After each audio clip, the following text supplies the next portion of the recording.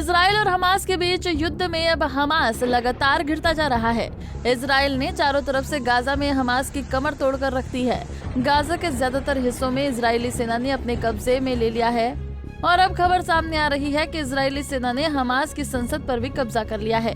Israel defence forces ने social media पर एक नई फोटोग्राफ शेयर की है।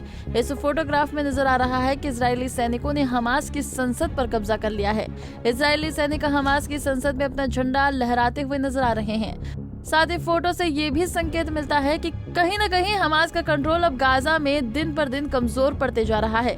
इजरायली सेना के जवान हमास की संसद में स्पीकर की कुर्सी पर बैठे नजर आ रहे हैं, साथ ही इजराइल का झंडा फहरा रहे हैं। तो वहीं इजराइल के रक्षा मंत्री योव गैलेंट ने इजराइल के नेशनल टीवी को संबोधित करते हुए कहा कि गाजा पट्टी पूरी तरह से हमारे नियंत्रण में है। यकीनन हमास की संसद में इजराइल का झंडा फहराना जो कई सारे संकेत दे रहा है।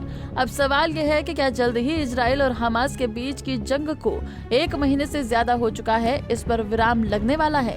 क्या सचमुच जिस तरीके से इजराइल के प्रधानमंत्री बेंजामिन नेतन्याहू ने जो हमास को मिट्टी में मिलाने की कसम खाई थी, नेतन्याहू का यह सपना साकार होता नजर आ रहा है? क्या इजरायली ने हर तरीके से हमास की कमर तोड़ दी है?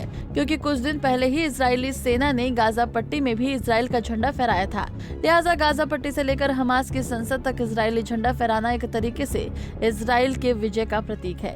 इजराइल और हमास के बीच 7 अक्टूबर से जंग जारी है। 7 अक्टूबर को ही हमास के लड़ाकों ने इजराइल पर कुछ ही मिनटों में 5000 रॉकेट दाग कर बड़ा हमला किया था, जिसमें 1400 लोगों की मौत हुई, जबकि 240 लोगों को हमास ने बंधक बना लिया था।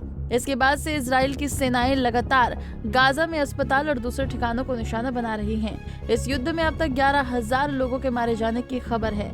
कुल मौतों में 4,630 बच्चे, 3,130 महिलाएं शामिल हैं। दुनिया भर के लोगों के इस युद्ध पर निगाहें टिकी हुई हैं। दोनों देशों के संघर्ष के बीच सबसे बड़ा सवाल ये बना हुआ है कि आखिरकार युद्ध की समाप्ति कब होगी। एक तरफ इजराइल के पीएम बेंजामिन नेतन्याहू ने पहली बार कहा कि वो इजरायली बंधकों को छुड़ाने के लिए हमास से समझौता कर सकते हैं, तो दूसरी तरफ हमास के संसद में इजरायली झंडा फहराना। अब देखना ये होगा कि इस युद्ध में पहले बेंजामिन नेतन्याहू इजरायली बंधकों को छुड़ाने के लिए हमास से समझौता करते हैं या फिर हमास इजराइल के सामने घुटने टेकता है। Bureau report, Punjab Kesari TV. हमसे जुड़े रहने के लिए हमारे YouTube चैनल को सब्सक्राइब करें और नई वीडियो की नोटिफिकेशन के लिए बेल आइकॉन को दबाएं।